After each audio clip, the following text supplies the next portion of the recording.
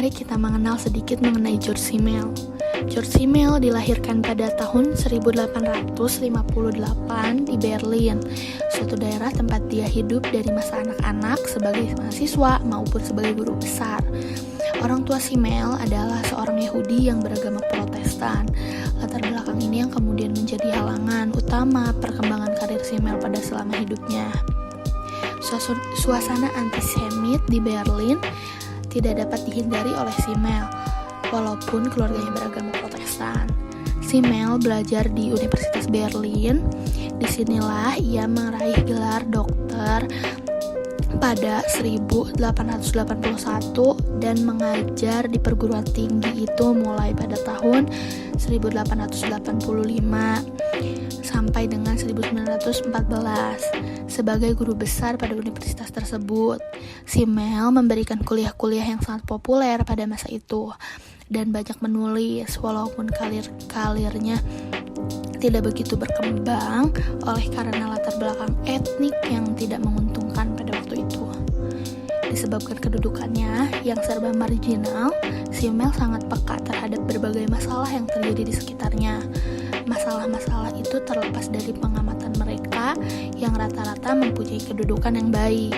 Dalam 1914, Simmel diangkat sebagai guru besar tetap pada Universitas Strasbourg dengan bantuan temannya yaitu Max Weber. Simmel meninggal dunia pada tahun 1918 dengan meninggalkan karya tulis yang tersebar di mana-mana. Nah, kemudian apa sih pusat perhatian studi Simmel? Nah, pusat perhatian studi Simmel adalah mencakup ruang lingkup yang sangat luas. Semula dia memusatkan perhatian pada filsafat yang kemudian sangat bermanfaat bagi bidang-bidang sosiologi, sejarah, sastra, dan kesenian yang ditekuninya.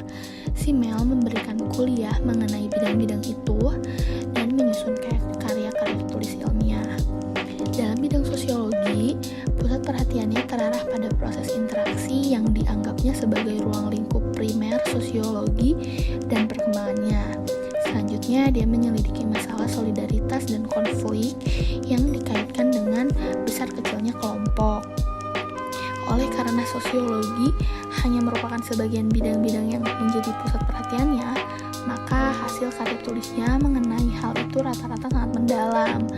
Akan tetapi, pendapat-pendapatnya pada umumnya tidak didukung fakta yang disusun secara sistematis, sebagaimana hal yang dilakukan oleh Durkheim atau Weber. Walaupun demikian, ajaran-ajarannya memberikan sumbangan yang sangat besar dan penting bagi perkembangan sosiologi sebagai ilmu pengetahuan yang baru mulai tumbuh pada waktu itu. Bahkan dalam batas-batas tertentu, ajaran-ajaran Simmel memberikan pengarahan pada perkembangan sosiologi di luar Jerman, misalnya di Amerika Serikat. Bibliografi tulisannya yang tersebar dapat diperiksa dalam buku yang disusun Nicholas Pikeman dengan judul The Social Theory of George Simmel atau dalam buku The Sociology of George Simmel yang disusun serta disanting oleh Kurt Wolff. George Simmel menjelaskan mengenai subordinasi dan subordinasi dalam kerangka interaksi dalam masyarakat.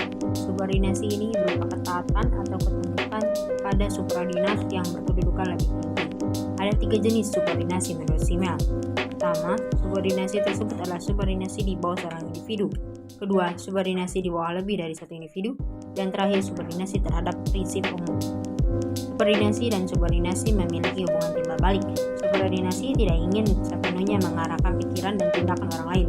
Justru, subordinasi berharap pihak yang tersubordinasi bereaksi secara positif atau negatif. Bentuk interaksi ini tidak mungkin ada tanpa hubungan timbal balik. Bagi sebagian besar orang, subordinasi meliputi suatu usaha untuk melenyapkan secara lengkap independensi orang-orang bawahannya. Tetapi Simmel berargumen bahwa suatu hubungan sosial akan berhenti berada jika hal itu benar-benar terjadi. Simmel menegaskan bahwa orang dapat menjadi subordinat bagi seorang individu, suatu kelompok, atau suatu wilayah objektif. Kepemimpinan oleh individu tunggal umumnya menyebabkan suatu kelompok yang terikat erat baik untuk mendukung maupun untuk melawan sang pemimpin. Simmel melihat membebaskan dan lebih spontan. Oleh karena itu, individu didominasi oleh suatu benda dia sendiri secara psikologis tenggelam ke dalam kategori sekadar benda. Karakteristik masyarakat modern menurut George Simmel. Menurut beliau, masyarakat modern ialah masyarakat yang rasionalitas, mempunyai objektivitas yang ditafsirkan sebagai ekspresi aturan rasional sehubungan dengan pembagian kerja yang dikembangkan dan efek ekonomi. Singkatnya, keragaman dan kompleksitas hubungan sosial serta jarak dapat dikoordinasikan dalam skema waktu yang tetap dan informal, mengarah pada penciptaan orang baru atau seperti yang dikatakan Simmel. Adapun faktor-faktor yang tadi itu yaitu menjadi struktur impersonalitas tertinggi dalam ketetapan dan ketetapan kecil dari norma kehidupan. Di sisi lain, bekerja dengan yang sama pribadi, Simmel meresmikan transfer masyarakat produksi yang impersonal dan rasional ini ke dalam struktur psikologi individu dalam istilah jarak, ritme, dan tempo. Konsep jarak sangatlah kental di sini karena struktur simbolis dari tindakan sosial modern individu adalah tujuan menghapus tindakannya, karena saran dan tujuan dipisahkan satu sama lain oleh pembagian kerja dan hanya dihubungkan oleh media nilai moneternya, yaitu hubungan antara hal-hal yang dimediasi secara simbolis dan semuanya dapat dipertukarkan untuk segalanya. Sederhananya, evaluasi masyarakat telah membebaskan individu dari alam, tetapi pada saat yang sama masyarakat telah membebaskan dirinya dari individualitas. Individu yang mengalami hubungannya dengan masyarakat sebagai jarak dan pengalaman karena individualitas selalu dimediasi secara sosial, ditransfer ke dalam pengalaman pribadi sendiri. Kebutuhan alam masyarakat primitif telah berubah menjadi kebutuhan sosial. Sederhananya, evaluasi masyarakat telah membebaskan individu dari alam, tetapi pada saat yang sama masyarakat telah membebaskan dirinya dari individualis. Budaya objektif.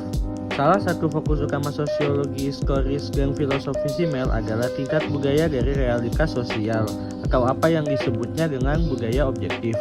Dalam pandangan Simmel, orang menghasilkan budaya, tetapi karena kemampuan mereka untuk mereifikasi realitas sosial, dunia budaya dan dunia sosial menjadi memiliki kehidupannya sendiri. Kehidupan yang semakin mendominasi para aktor yang menciptakan dan setiap hari menciptakan kembali mereka. Benda-benda budaya menjadi semakin terkait satu sama lain dalam dunia mandiri yang semakin sedikit kontak dengan jiwa subjektif atau individu dan keinginan serta kepekaannya. Ucap Koser pada tahun 1965. Meskipun orang selalu mempertahankan kapasitas untuk membuat dan menciptakan kembali budaya, tren jangka panjang sejarah adalah budaya mengerahkan kekuatan yang semakin memaksa pada aktor. Keunggulan budaya objektif atas subjektif yang berkembang selama abad ke-19, ketiga sesuaian ini tampaknya terus melebar. Setiap hari dan dari semua sisi kekayaan budaya objektif meningkat, tetapi pikiran individu dapat memperkaya bentuk dan isi perkembangannya sendiri. Hanya dengan menjauhkan dirinya lebih jauh dari budaya itu dan mengembangkannya sendiri dengan kecepatan yang jauh lebih lambat. Filosofi uang. The Philosophy of Money menggambarkan dengan baik pemikiran Simmel yang luas dan sofis. Ini menunjukkan secara meyakinkan Simmel pantas mendapat pengakuan layakan untuk teori umumnya seperti untuk esainya tentang mikrososiologi. Banyak dapat dilihat sebagai manifestasi spesifik dari teori umumnya. Meskipun judulnya memperjelas bahwa fokus Simmel adalah uang, fenomena minatnya kekanam dalam serangkaian teoritis dan filosofisnya yang lebih luas. Misalnya, seperti yang telah kita lihat, Simmel tertarik pada nilai luas, dan uang dapat dilihat hanya sebagai bentuk nilai tertentu.